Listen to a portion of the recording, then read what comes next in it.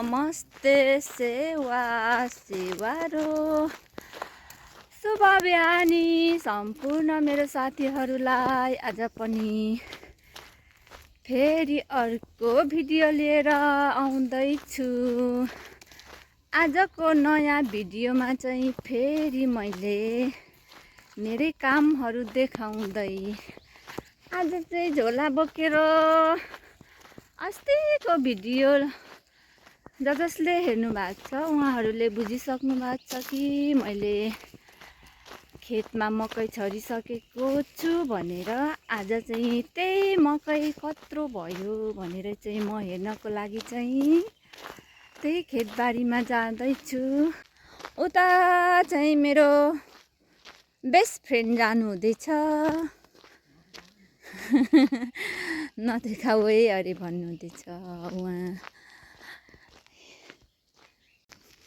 म एउटा गाउँमा पुगेँ अनि यता एउटा बाटो छ यता एउटा बाटो छ अनि यो चाहिँ वरिपरि जङ्गलको बिचमा सानो गाउँ छ। अब यो गाउँ काटेर पनि फेरि अर्को थोरै जङ्गल छ अनि त्यो जङ्गल काटिसकेपछि चाहिँ गाउँ आउँछ। गाउँदेखि चाहिँ हाम्रो खेत आउँछ साथीहरू। अनि भिडियो बनाउन पनि के नसकिनु दम लागेको छ के मलाई साथीहरू। सास मात्रै बढ्छ के गरेको के भएको यो। अनि यतै छ गाउँ। यता मकै छरेर यस्तो भइसकेको छ। हाम्रो पनि यस्तै मकै भयो होला कि हाम्रो त चिसै थिएन। अनि यता ठिक्क उम्रेछ कति सानो हाम्रो चाहिँ यो है साथीहरू मकै अस्ति यही हो हलो जोतेको अनि मकै सियो लगाएको खेत चाहिँ यही हो। यता पर्तिर नि उम्रिँदैन भन्दा भन्दै त उम्रेको रहेछ। यहाँदेखि यहाँ माथि 4 गरासम्म हो। यता पनि उम्रेछ लु पातलो भए पनि यता चाहिँ उम्रिँदैन होला भनिरहेको थियौँ। त्यो चाहिँ मल नभएर डिएपी मल हालेर छरिदिएको हो। तै पनि भएछ ल तिमीलाई मकै बधाई छ धेरै धेरै फल्नु। अनि हामीलाई साथ दिनु यता यो ल साथीहरू यस्तो भएछ हाम्रो मकै हेर्नुभयो अघिल्लो भिडियोमा जसले हेर्नु भएको छ नि हो त्यही छरेको मकै चाहिँ आज यत्रो भइसकेको छ। हलिदारहरू यहीँ काम गर्ने कामदारहरू यहीँ देख्नु भएको छ नि। कामदारहरूले काम गरेको यही हो। ल हेर्नुभयो नि हामीले मकै हामीले मल पनि उठाएर यही खेतमा लिएको हो। अनि मकैको बिउ बोकेर खाजा बोकेर पनि यही खेतमा आएको। अनि हलो जोतेको अनि सियो लगाएको पनि यही खेतमा हो। र अहिले हेर्नुभयो मकै पनि यत्रो बनाइसकेको छौँ। अब खन्दा अनि के गर्दा बाँच्दा बिस्तारै बिस्तारै हाम्रो भिडियो आउँछ हेर्दै गर्नु होला। यहाँ पानी निस्केको थियो यत्रो बारी भत्किसकेको छ। कामदारहरूको काम त एकदम सही छ नि। यी कसो मुन्टुमा त हल्लियो त। ल साथीहरू आमा त गलेर थकान भइसके। अनि खेत पुगेर पनि घर फर्किसकेको। घर पुग्न पनि आधी भन्दा धेर भइसक्यो। यो जङ्गलमा हिँड्दा यसरी नै म पनि पहिला स्कुल जान्थेँ। के गर्नु आमा बाउले जति दुःख गरे पनि गरेर पढाए पनि आखिरमा यस्तै रहेछ। के गर्नु साथीहरू म त भन्दै थिएँ पहिला हामी स्कुल जाँदा साथीहरूकोदेखि हुँदै प्रत्येक घर चारेर जान्थ्यौँ। 8:30 बजीतिर निस्किन्थ्यौँ होला। स्कुल पनि खासै टाढो थिएन। अनि कति हामी जङ्गलतिर खल्सातिर लुकेर आउँथ्यौँ।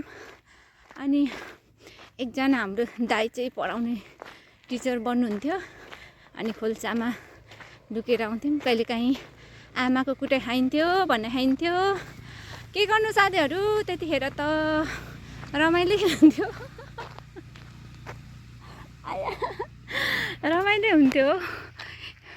आजभोलि चाहिँ के गर्नु र, त्यस्तो दिनहरू आइदिए हुन्थ्यो, फेरि पनि फर्केर आए हुन्थ्यो जस्तो लाग्छ। बच्चाहरू स्कुल गएको हेर्दाखेरि पहिला त के गर्नु, अहिले जतिको सुविधा थिएन हाम्रो पालामा त। एसएलसी दिनको लागि कहाँ कहाँ जानु पर्थ्यो, आजभोलि त नजिकै हुन्छ। हाम्रो पालामा त कति टाढो जानु पर्थ्यो।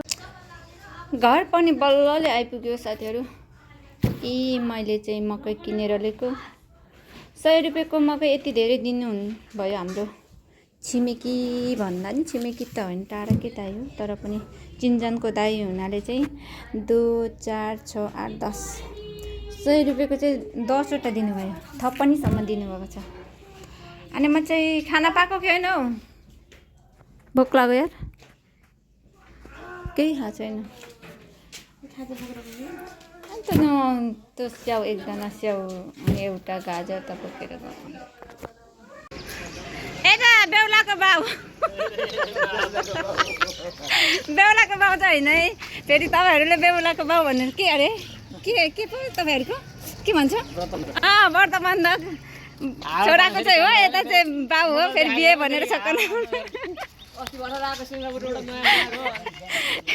होइन छैन। अनि यो थोत्रे नै हो यतै, अनि बिहे जस्तै बन्छ। अनि व्रत बन्धको लागि यता चाहिँ रेडी हुँदैछ। भिडियो बनाएको हो, भोलि यहाँ आएर खाने हो होइन। अब म गएँ, अब तल नाला बन्दैछ, म नाला बन्दै गरेको ठाउँतिर हिँड्दैछु। अलिक राम्रो बनाउनु है, भोलि खाँदाखेरि पनि अलिक मजा आओस्। सुन्नु है, ए दाजु नमस्ते। भले अङ्कल, यता हाम्रो व्रत बन्धन गर्ने भाइको हजुरबुवा मैले भिडियो अपलोड गर्छु। अनि यता जाँदैछु, यता के हुँदैछ?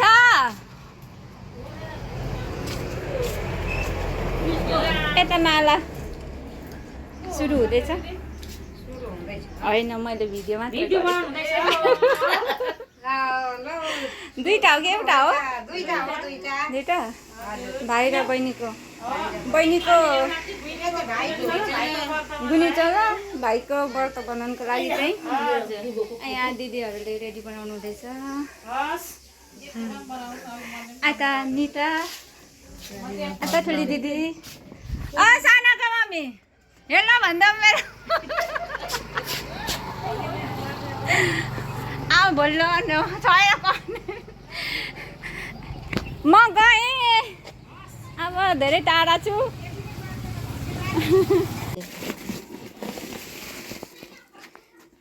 चिउरा र भुस यसरी मिक्स गरेर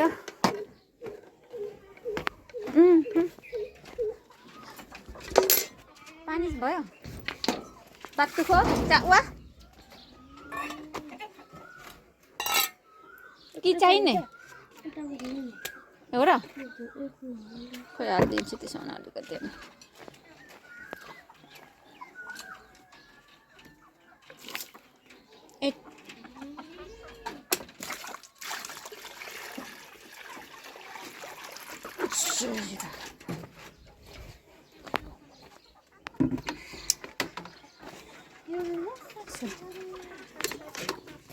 भिजाइदिइ राख्नुपर्छ, भरे एकछिन र चाहिँ अलिक भिजेर दिनुपर्नेछ।